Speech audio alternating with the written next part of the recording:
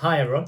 I was about to say if you're new to the channel, then I'm wishing you a very warm welcome, but actually everyone's brand new. This is my first video. Going to give it a crack and see how I get on. My name is Matt Jones. I'm an economics graduate from Loughborough University and a relatively recently qualified accountant. I trained at Deloitte, and today I'm going to try and give a little bit of an overview of what life was like during that training contract and how I found things really. Hopefully add a little speck of insight to anybody thinking of going down a similar route. I'm going to try and debunk some myths around the difficulty of the work-life balance, exams, salary, all these sorts of things, to try and just give you a little bit of a clearer picture of what you may or may not be getting yourselves in for. Everything I'm going to talk about is based on my own experience. I think things can vary quite dramatically depending on who you are as a person and also how lucky you get in terms of the hand you're dealt with clients and engagement managers and that sort of thing. So that's just something worth bearing in mind. So as I just mentioned, I think that who you are as a person is a really, really important point in determining how your time in the Big Four is going to end up, whether you're the sort of person that can advertise themselves as more of a thinker rather than just a doer who people can rely on to churn out work hour after hour, and whether you're the sort of person to put your hand up and volunteer for opportunities and grab them really rather than waiting for them to fall in your lap. So the first thing I want to talk about is the work-life balance or perceived lack of. I think this is something that's quite widely rumoured in terms of what life's like at the Big Four, that your social life you need to basically say goodbye to. And I think that is fair to an extent. I'd say at times, possibly about a week, a month, that is true. And more accurately, it's probably busy season, January, February, March, April, where the work does get really long. I use the word long because it's never too hard, it's never too difficult, but it certainly can be long and draining. You might be expected to get into the office for closer to 8 than 9 in the morning, and then work through till probably around 8 o'clock in the evening, head home, have some tea, have an hour to yourself, go to bed and get up and do it again the next day. So it's not horrendous, but it's still not ideal. There are horror stories out there where people are working till 9, 10, 11 o'clock in the evening for a sustained period of time, and this is something that I was fortunate enough to avoid. I did the odd day like that, but probably a handful of times in my 3.5 years. You'd have to get really quite unlucky to consistently be working those sort of hours. One thing worth mentioning is that you often get that time back in lieu as free holiday if the work does get really, really tough for a sustained period. So that's nice to sort of soften the blow to an extent. The second thing I want to touch on is the relationship that associates have with partners and other senior members of staff. I think a bit like the work-life balance issue, this is something that's pretty widely rumoured, and I think there's a narrative out there that partners are scary and are going to be shouting and there's all this pressure going to be applied from above, and in my experience that just really wasn't the case at all. I think you've got to bear in mind that these guys have made it to the very top because they've got really rounded skill sets. Their work ethic matches their intelligence, which matches their social skills, and they're not just these sort of robots that are going to come in and try and ruin your life. If anything, the slightly less senior members of staff are the ones that tend to crack the whip the hardest because they've still got something to prove, whereas when you're a partner, all the proving's already been done, so you're just chilling really. Just to elaborate on that, I think if you're gonna make the most out of your time in the Big Four, you really need to not underestimate the importance of building relationships with the senior guys. A nice position to find yourself in is being taken under the wing of a particular partner, director or senior manager that has that likes you, they get on with you, they like the work you're doing. And when this happens, I think everyone's a winner, really. The manager's working with a known quantity of an employee who they can trust to do a good job. And as the associate, you learn the specifics of what that particular reviewer wants to see from your work, so you can improve from that perspective. And also you just build those sort of human connections, those human relationships, and you're probably going to end up with a slightly better work-life balance on the back of that, because the manager's actually invested in you as a person rather than just using you as a resource. So the third thing I want to address is the work itself. It's not very hard. I don't know if that's going to be groundbreaking for a lot of people, but there are very few aspects of the job that are technically difficult. At the start, when you know nothing, there will be things that you don't understand. That's just normal, but this will come pretty quickly. At some point early on, you'll reach a sort of watershed moment whereby you know enough to understand what's a valid question to ask and what follow-ups you can and can't get away with. I think this is a really important place to get to, and for some people it'll come quicker than others, but the crux of the issue is backing yourself that it's not a stupid question really, and it very rarely is. The work issues you're dealing with are rarely tricky to get your head around. So if you're possibly thinking of a career at the Big Four and you're reserved because you think you're not an absolute brain box, I'd just say absolutely go for it. If you have a sensible degree of intelligence, a work ethic, and some good social skills, you'll be absolutely flying. Next up is the exams, the ACA. I think the pace at which you're put through the exams can vary depending on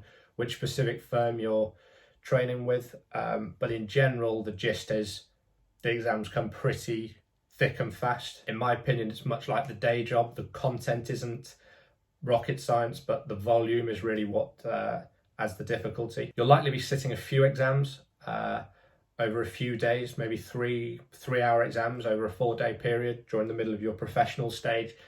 And herein lies the issue, really. If you're someone like me who probably disproportionately relies on the cramming phase of your revision, it is difficult to keep all that knowledge in your head at once. If you were sitting one exam at a time, there'd be no issues whatsoever, but the volume of the content is really what can bog people down. So I actually failed a tax exam during the middle of the professional stage, and the problem you have, and again I think this varies depending on the firm, but at Deloitte there was a rule in place: if you fail the same exam twice, then you're sacked. So if you do slip up once, suddenly you've got a weight on your shoulders ready to not do that again. And I think that is another thing that can bog people down and make people panic more than they need to. One thing worth saying is there are people that override this policy if they've got somebody really senior, a partner or someone else high up fighting their corner in terms of an appeal. So that's just another thing to bear in mind in terms of the importance of building those relationships right from the start, really. But yeah, if your job is on the line during your reset, the pressure ramps up and things do get tough. To give you an idea of rough statistics, I think there was 35 people in my year at Deloitte, and about half of them, I'd say, failed an exam over the course of the 15.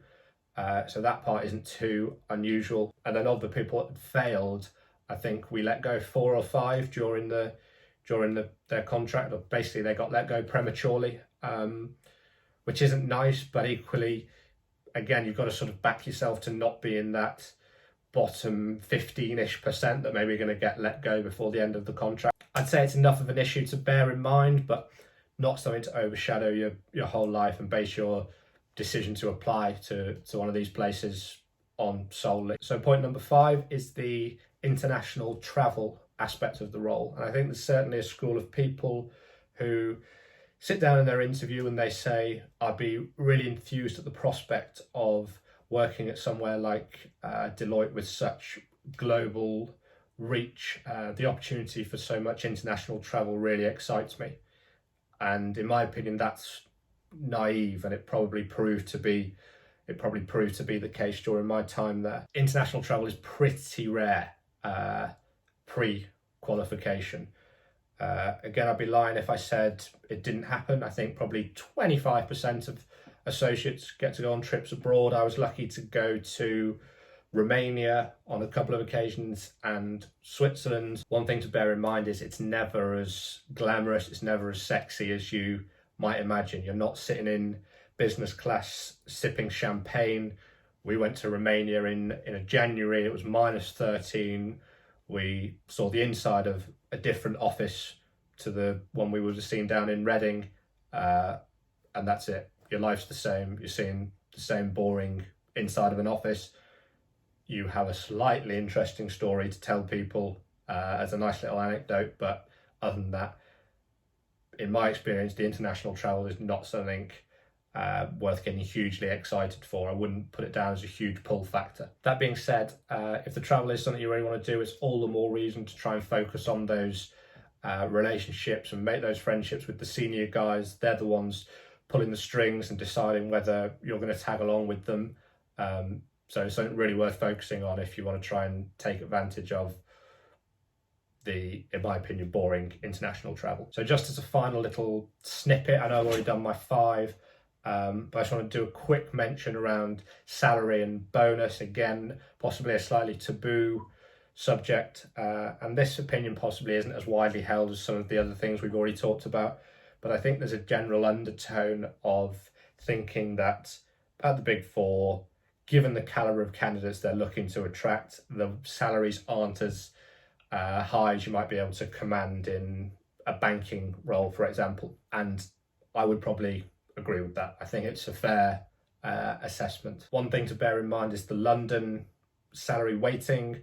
There's a huge variance at Deloitte between the northern regional offices and the southern offices in terms of how the salary is weighted. In some cases, you'd be getting 30% less up north for doing exactly the same role, exactly the same hours than you would down in London, or actually in Reading. I was lucky enough to almost have the best of both worlds. You get the London weighting, your salary's boosted if you're down in Reading, but equally you're not paying London rent, you're not paying London prices for food, drink, going out, etc. But yeah, your location, it's worth bearing in mind. I think the salaries probably fluctuate more dramatically across the country than rent and other living costs do. So it is something worth bearing in mind. There is a nice jump in salary when you qualify. That's the other important thing to say. I think in my first year at Deloitte, I was on 27,000, second year 29, third year as an assistant manager, but pre-qualification 31 or 2. And then when you pass your exams, moving into your 4th year, so I spent half a year on this salary of 45, so it jumps up quite nicely there. It's a case of whether you want to wait 3 years for that to happen, when you could probably command in central London something close to double that for a banking type role. Probably worth mentioning as well that although those figures seem low, you are spending a lot of time in college and on study leave during your first couple of years, so your actual daily rate isn't as bad as it sounds. You're certainly not working a full year, so in that sense it's not too bad. And just quickly, a little shout out to the bonus scheme, or lack of. These bonuses are pretty rare and pretty small when you're really junior in Big Four audit. I think each year the top 10% of a year group based on the appraisals will be eligible for a bonus roughly, and you're never really hitting 4 figures in the first couple of years. It's hundreds of pounds rather than thousands of pounds if you're eligible for a bonus. So it's probably not going to make a material difference in terms of your saving for a house or anything like that. So again, just want to bear in mind. So that's everything from me today. I hope it's shone a tiny bit of light onto the mysterious world of the Big Four. And if you're thinking of applying, I hope it's been helpful. If anyone's got any more questions, feel free to drop me a note in the comments. I'll do my best to get back to you ASAP. Moving forward, I'm hoping to be able to bring you guys a lot more content like this, ranging from productivity hacks, interview tips, and just stuff I generally find interesting, really. Stuff that I want to talk about. That's how it's hopefully going to work. Please do give this video a like if you enjoyed it. A subscribe would be even better. It'd be great to try and get the channel off the ground. All the best, guys. Have a great day.